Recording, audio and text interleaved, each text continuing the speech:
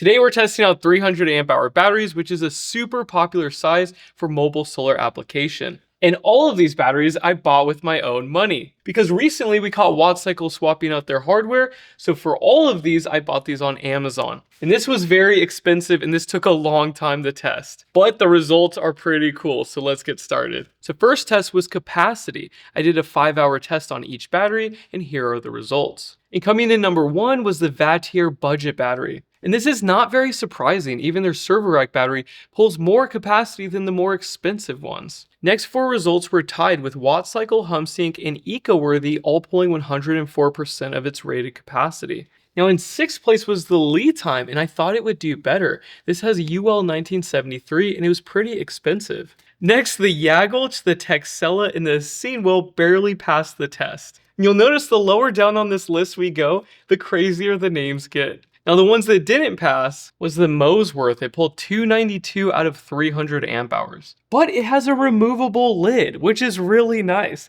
And it has good overcurrent protection, so that was a bummer. Now this battery, the Cyper Ocean, only pulled 197 amp hours, which is practically a scam. That is ridiculous. And I tested it on 2 calibrated and certified machines just to make sure my results were accurate. I hope this company doesn't come after me tomorrow. I just substantiate my claim with empirical evidence that anybody can reproduce. Does that mean I'm gonna get sued?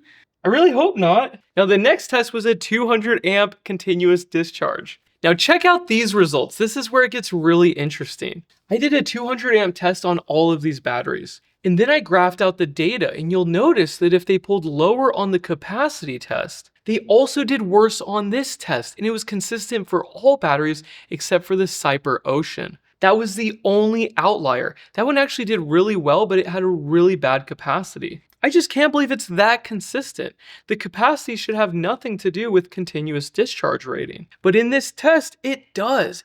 There's a trend here. Except for the Cyper Ocean, that was the outlier, which is pretty funny. Usually the continuous discharge rating is dependent on the BMS and other things, but it seems like if the cells are not pulling full capacity, they might be getting hot faster, tripping the over temperature. It would be very difficult for me to prove that in each and every single battery, but there is a massive trend here. And I've never seen this in the data before. So yeah, this is the coolest part of this video, I think. Next test was overcurrent protection for charge and discharge. And even the Cyper Ocean and all of these other batteries, it worked great. But the Mosworth and the Texella actually acted different because it has a JBD BMS, and I find that you need to change the settings manually for it to work properly. But the fact that even the cheap budget ones have overcurrent protection is fantastic. Not long ago, that was not the case. So that's a huge improvement in the industry from us complaining, and I like it. This thing has more air than a Lay's potato bag. Temperature sensor is not connected to anything. We do have screw terminals though. And there's a thermal paste on the main terminals. The cell holders do look nice and the balance lead is protected, unlike a WattCycle. So the build quality is not that bad, honestly. All right, next one. So the Texella has a massive JBD BMS and the temperature sensor is connected. And the balance lead is badly protected, but it is held down. And 7-gauge conductor, even the Cyper Ocean had thicker cables. I really don't like these covers. They're too easy to slip off. Oh no! These cells are potted in place so you can't remove them. Pretty beefy BMS though on this Mosworth. 7-gauge conductor again, so pretty small. This is only held down with tape. Balance leads are not protected. And there's no temperature sensor for the cells. Really nice thick copper lugs they're using, but yeah, this is not good. These cables are short. This is the thickest cable I've seen so far. Balance lead is not protected. Temp sensor came off pretty easily. So I give this a 5 out of 10. What? Okay, these two batteries are very similar. Same size main supply conductor, same exact bus bars, but entirely different cells. And this negative is not protected, but this one is. Wow, probably built in the same factory. What? Guys, and this one looks just like the others. Same bus bars, same cable, same unprotected balance lead, same temperature sensor, but I'm pretty sure this one costs more than the others. That's crazy. These are all the same battery. I swear, I'm opening the same one over and over again. So I'm hoping this one's different because I spent a lot of money on this one. Finally, one that looks different. And they're using solder, really? You really need to add screw terminals here. Using 90-degree lugs, these are pretty uncommon. Conformal coating on the BMS. A BMS that doesn't look like everyone else's.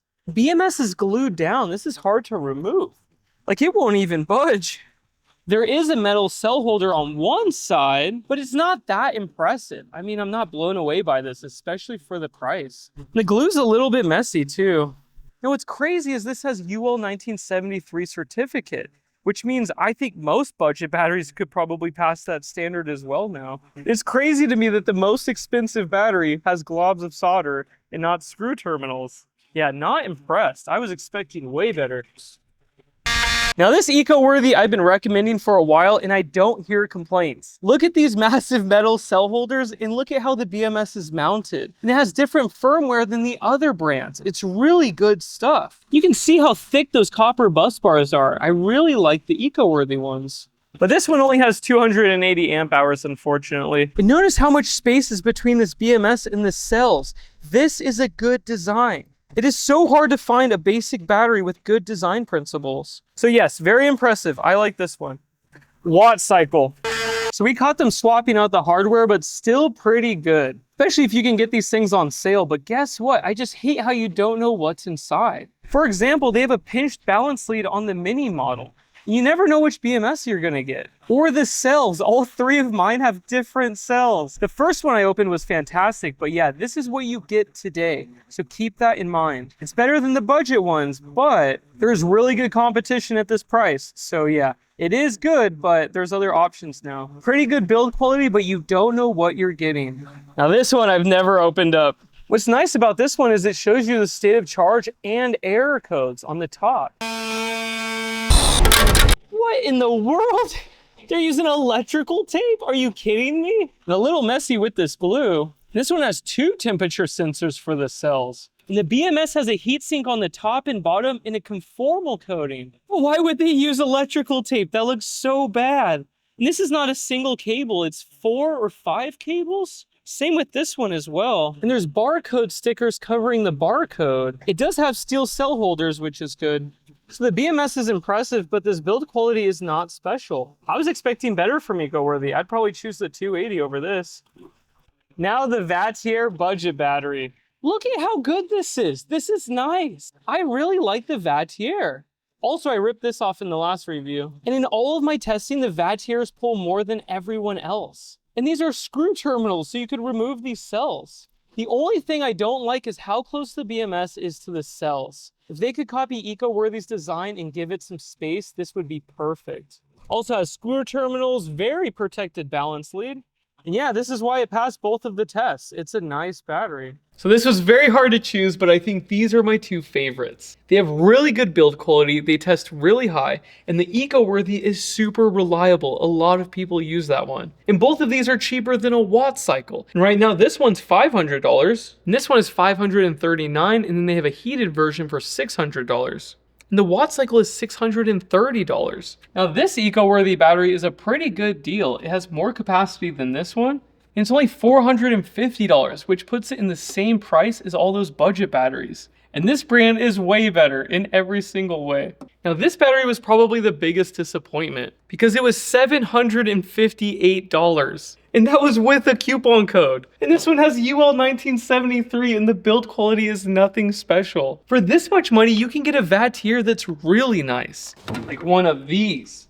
So this one's $839, but it is so good. It can charge and discharge with 300 amps and pull full capacity. I kept it out of this video because the price is astronomical, but yeah, for performance, this thing is very cool. Actually, if you consider the price of an Epic battery, this is pretty good. For the feature set, self-heating, even the BMS has a cooling fan. And I've cycled this battery crazy hard and it just works.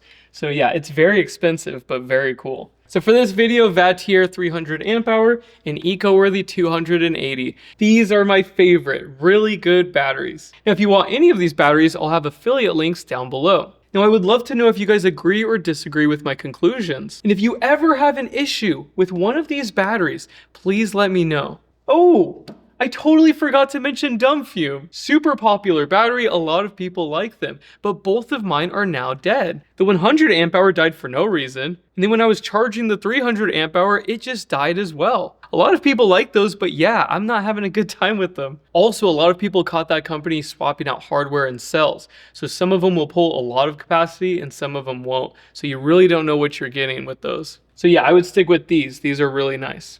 So I hope you liked the video and thank you so much for watching. Please leave a comment down below and I will see you in the next video. Bye.